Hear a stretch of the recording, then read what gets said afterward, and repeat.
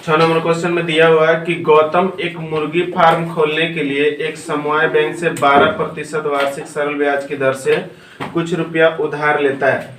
प्रत्येक माह उसे ब्याज के रूप में 378 रुपया देना पड़ता है, तो वे कितना रुपया उधार लिया था। अब इसमें जो जो दिया हुआ उसको सबसे पहले लिखेंगे। जैसे फर्स्ट में दिया हुआ है तो हम चूकी दे दिए। चूकी इसलिए दिए कि हमारे किताब में जो भी देगा, क्वेश्चन में जो भी देगा उसके लिए चूकी देंगे। और दर यहाँ दिया हुआ है 12%, तो 12 लिख दिए।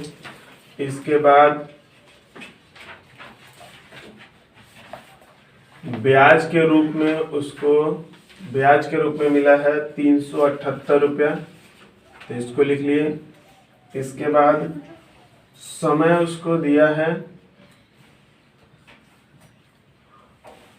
प्रत्येक माह मतलब प्रत्येक महीना, तो एक महीना। प्रत्येक वर्ष देता तो प्रत्येक वर्ष के लिए एक वर्ष लेते हैं। प्रत्येक महीना दिया है इसलिए एक महीना लेंगे। अब महीना को वर्ष में चेंज करेंगे तो इसको लिखेंगे बटा देंगे और ये सोचेंगे कि कितने महीना का एक वर्ष होता है, तो वो 12 महीने का और वो वर्ष में चेंज हो जाएगा। अब यहाँ से बोला है कि यदि ये ऐसा है तो वे कितने रुपए उधार लिए थे। यदि किसी से उधार लिया जाए या किसी को उधार दिया जाए तो उसको बोलते हैं मूलधन। और मूलधन यहाँ पे नहीं दिया है, मूलधन पूछा है कि कितना होगा, तो उसके लिए हम मूलधन का फॉर्मूला लगाएंगे। मूलधन बराबर होता है ब्याज गुना 100 बटा समय गुना दर। अब हम ब्याज की जगह पर ब्याज को बैठाएंगे 378 रुपया गुना 100 बटा समय 1/12 है, तो 1/12 बैठाएंगे और गुना करेंगे यहाँ पे दर से। तो दर हमारा 12 है तो 12 लिख दिया। हमारा 12 से 12 कट जाएगा, नीचे का कोई वैल्यू नहीं होगा, ये गुना करेगा तो हो जाएगा 37820। अब इतना रुपया वो उसमें जमा किया था और यही आंसर होगा। 7 नंबर क्वेश्चन, 6% वार्षिक सरल ब्याज की दर से, तो सबसे पहले दर को लिख लेते हैं चूंकि दे करके, क्योंकि किताब में दिया है। दर हमारा 6% है। अगर बोला 6% वार्षिक सरल ब्याज की दर से कोई रुपया, अब पता नहीं है कितना रुपया, तो मूलधन हमको नहीं पता है, तो मूलधन मान लेते हैं P। मान लिए कोई रुपया कितने वर्षों में, अब समय भी नहीं पता है तो समय के आगे भी समय जो है हमको बताना है कि कितना होगा। दोगुना हो जाएगा, तो दोगुना हो जाएगा। अब दोगुना के लेके एक बात सोचना है बढ़िया से, वो क्या है। दोगुना का बात ये है कि कोई रुपया मान लो 100 रुपया है, ये हम बना नहीं रहे, बस बता रहे। मूलधन मान लो 100 रुपया, तो पैसा 100 रुपया, ये दोगुना हो गया। दोगुना मतलब डबल हो गया, तो डबल हुआ तो कितना हो जाएगा 200 रुपया। अब बोलता कि ये 3 गुना हो गया तो कितना हो जाता 300 रुपया। यदि मान लो बोलता कि 5 गुना हो गया तो वो हो जाता 500 रुपया। अब इसमें ध्यान ये देना है कि हमारा पहले था 100 रुपया, ठीक है, अब बढ़ के हो गया कितना 200 रुपया, तो हमारा कितना बढ़ा 2 गुना मतलब 100 रुपया बढ़ा। पहले से हमारा 100 रुपया था और 100 रुपया हमारा इसमें बढ़ गया। अब ये इसमें 2 पैसा है, एक तो 100 रुपया और फिर से 100 रुपया, तो ये जो 100 रुपया है ये हमारा पहले से था और ये वाला हमारा बढ़ गया। तो जब बढ़ा हुआ पैसा होता है, एक्स्ट्रा पैसा आता है, तो उसको बोलते हैं ब्याज। क्या बोलते हैं ब्याज। ये बात समझ में आया कि नहीं आया। और इसको क्या बोलेंगे मूलधन। तो मूलधन जब हमारे पास 100 रुपया था, अब बोला गया कि वो कुछ समय बाद वो डबल हो गया, तो जो डबल हुआ तो क्या हो गया, वो 100 रुपया और बढ़ गया। 100 रुपया था तो 100 रुपया और बढ़ गया। यदि मान लो x रहता तो वो क्या हो जाता 2x हो जाता। यदि मान लो 50 रहता और डबल किया जाता तो क्या हो जाता 100 हो जाता। 25 रहता तो 50 हो जाता। तो जो हमारा एक्स्ट्रा पैसा आ रहा है, हमेशा से हम बताए हैं कि एक्स्ट्रा पैसा ही ब्याज होता है। जैसे मान लो कि जब हम 100 रुपए किसी बैंक में जमा करते हैं और कुछ समय बाद हम जाते हैं तो देखते हैं कि जब वो डबल तो नहीं होता है, मतलब देखते हैं कि ये 105 रुपया हो गया। तो 100 रुपया तो हम जमा किए थे पर 5 रुपया हमारा एक्स्ट्रा आ गया। तो एक्स्ट्रा जो पैसा आता है ना, उसी को बोलते हैं ब्याज, जो एक्स्ट्रा पैसा आता है। तो अब इसमें हम देख रहे हैं कि हमारा 100 रुपया पहले था, लेकिन अब हमारा 200 रुपया हो गया। तो इसमें 100 रुपया जो पहले था उसको निकाल दिए और इसको जो बच गया उसको निकाले। तो ये 100 रुपया तो हम लगाए थे, वो मूलधन है, लेकिन जो एक्स्ट्रा पैसा आया 100 रुपया वो हमारा ब्याज हुआ। तो हमारा ब्याज जो है इसमें क्या है, जो मूलधन है वही ब्याज है। क्या है, जो मूलधन है वही ब्याज है। तो अब हम क्या करते हैं कि मूलधन हमारा P है, तो ब्याज भी हमारा क्या होगा, P ही होगा। अब हमको निकालना है समय। अब समय का फॉर्मूला लगाना है, समय बराबर ब्याज गुना 100 बटा मूलधन। बैठाते हैं P into 100 by P into 6। अब P से P तो कट जाएगा, बच जाएगा 100 बटा 6। अब 6 से भाग दे देंगे 100 में, तो हो जाएगा 6 कर 6 आ गया 40, 6 छक्के 36, फिर आ गया 4, फिर इसको पूर्णांक में लिख सकते हैं 16.4 बटा 6 जाएगा। तो 16.2/3 रुपया वर्ष आंसर हो सकता है। तो 8 नंबर जो सवाल है इसमें हमारा मूलधन नहीं दिया था तो P ले लिए, समय 6 वर्ष दिया हुआ था और ब्याज के लिए बोला था कि वो मूलधन का 3/8 भाग होगा। तो मूलधन हमारा P है तो उसको P ले लिए, गुना किए, का मतलब गुना होता है, और 3/8 भाग निकाल गए। तो ये जाके ऊपर गुना करेगा 3P/8 हो जाएगा। अब हमको यहाँ पे क्वेश्चन में दिया है मूलधन निकालने को, पर वो गलत दिया है। तो क्या निकालना है, दर निकालने को बोलेगा। तो दर का फॉर्मूला होता है हमारा ब्याज गुना 100 बटा समय गुना मूलधन। अब यहाँ पे हम ब्याज जो है हमारा 3P/8 इसको बैठा देंगे गुना 100, फिर गुना समय जो है ये समय हमारा 6 वर्ष है तो 6 बैठा देंगे गुना, अब है मूलधन, मूलधन P है तो P बैठा देंगे। अब यहाँ हम देख रहे हैं कि P से P कट जाएगा, 3 से 6 2 बार में कट जाएगा, और 2 से 100 50 बार में कट जाएगा, और यहाँ पे 2 से 4 बार में 8 और 25 बार में 50 कट जाएगा, तो आ जाएगा 25/4। अब जब हम इसको भाग देंगे 4 से 25 में, तो 4 छक्के 24 हो जाएगा, 1 आएगा 6.1/4 आएगा, 6.1/4% दर इसका आंसर होगा। कोई कृषि समवाय समिति। अब कृषि समवाय समिति क्या होता है, कोई एक तो संस्था है जो कृषकों के लिए काम करता है, या कृषक लोग को जब पैसा जरूरत पड़ता है तो देता है, फिर कृषक लोग अनाज बेच करके फिर पैसा रिटर्न कर देता है। तो वैसे कोई कृषि समवाय समिति अपने सदस्यों को, मतलब उस संस्था से जो भी लोग जुड़े हुए हैं उन लोगों को 4% वार्षिक सरल ब्याज की दर से कृषि ऋण देती है। तो देखो कृषि समवाय समिति का जो दर है ऋण देने का वो है 4%। तो यहाँ 2 है, एक समिति है और दूसरा बैंक है। इसमें जो समिति है इसका दर है 4%, और बोल रहा है कि कृषि ऋण देती है, किंतु बैंक से रुपया उधार लेने पर 7.4% का दर लेता है।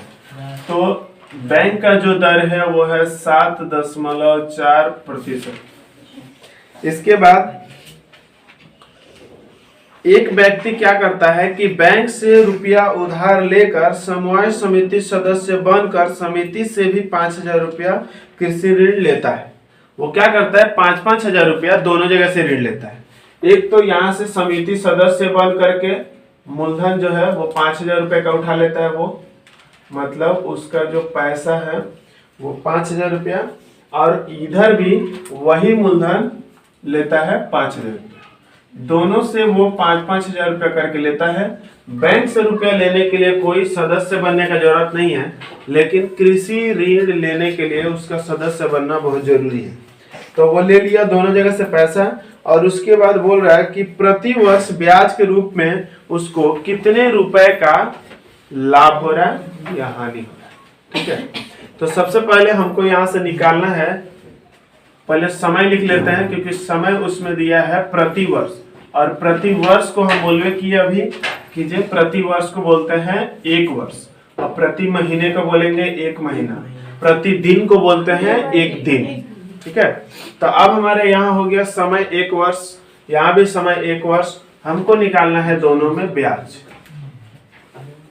इसमें भी निकालना है ब्याज। एक बार और बता दें कि ये तो हम सिंपल में लिख दिए हैं, लेकिन ये स्टोरी के जैसा, पूरे कहानी के जैसा, एक घटना के जैसा ये सवाल पूछता है कि एक व्यक्ति है जो दो जगह से पैसा उठाने को सोच रहा है और उठा भी लेता है।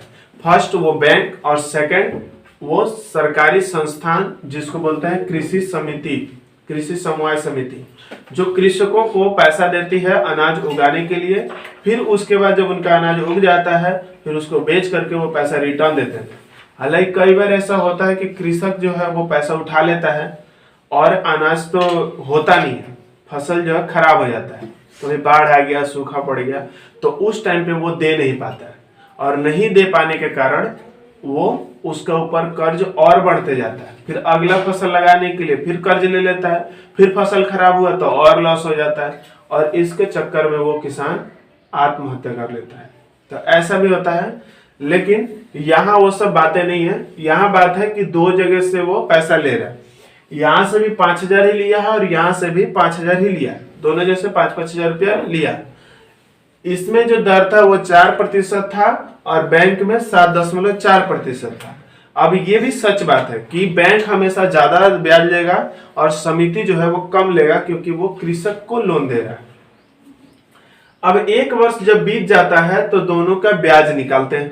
एक वर्ष बीतने के बाद अब देखा जाता है कि इसमें क्या हो रहा है, क्या कितने का अंतर है दोनों में, ये निकालेंगे। तो उससे पहले हम निकालेंगे ब्याज। तो ब्याज निकालने का हमारा फॉर्मूला है मूलधन गुने समय गुने दर बटा 100।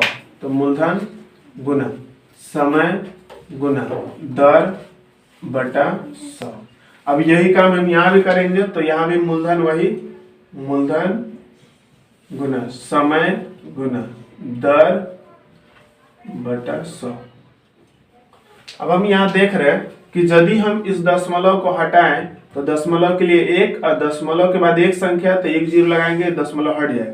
तो ये अब 7.4 से 74 हो गया। 1 जीरो 2 जीरो 3 जीरो से 3 जीरो हमारा कट जाएगा, बचेगा क्या, ये वाला। तो 5 गुना 1 से गुना करेंगे वही रह जाएगा 74।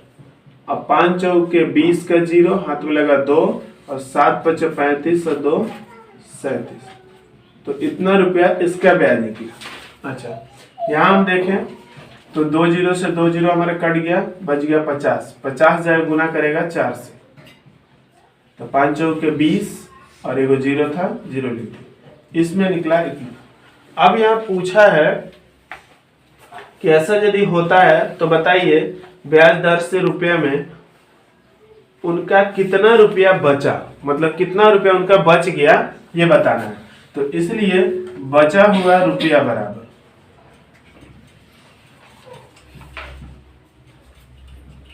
अब ये ज्यादा है तो ज्यादा से कम को घटा देंगे, इससे पता चल जाएगा कि उनको कितना रुपया बचत हुआ। यहाँ घटाएंगे तो 170 रुपया आंसर आ जाएगा, इतना रुपया उनका बचत। 10 नंबर क्वेश्चन है कि यदि 292 रुपए का एक दिन का ब्याज 5 पैसा होता है तो प्रतिशत वार्षिक सरल ब्याज दर ज्ञात करिए, क्या होगा। तो इसमें दिया हुआ है 292 रुपया मूलधन, तो मूलधन लिख लिए 292 रुपया। इसके बाद दिया एक दिन समय दिया है, तो समय बराबर एक दिन। अब यहाँ पे देखना है कि दिन में तो हम समय को नहीं ले सकते हैं, तो इसको वर्ष में चेंज करेंगे। तो 1 को 1 लिखें, बटा दिए और सोचे कि कितने दिन का एक वर्ष होता है, तो 365 दिन का, इसके नीचे 365 लगाएंगे, ये वर्ष में चेंज हो जाएगा। इसके बाद बोला है कि 5 पैसे का, अब 5 पैसा क्या है,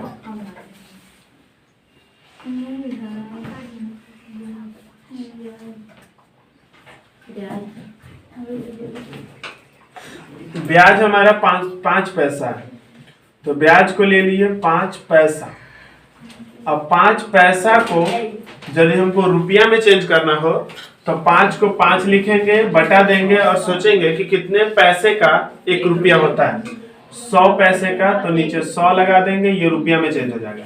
अब हमको पूछा यहाँ पे दर, तो दर निकालने का फॉर्मूला होता है ब्याज, तो ब्याज को लिखें गुना 100 बटा समय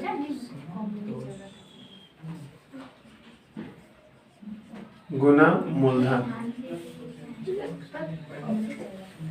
अब हम यहाँ देखें तो 100 से हमारा 100 कट जाएगा, सो कोई दिक्कत नहीं है। ऊपर में 5 बच गया तो 5 लिख दिए, बटा अब नीचे में ये वाला जाके इससे गुना करेगा तो वही आएगा 292 बटा 365।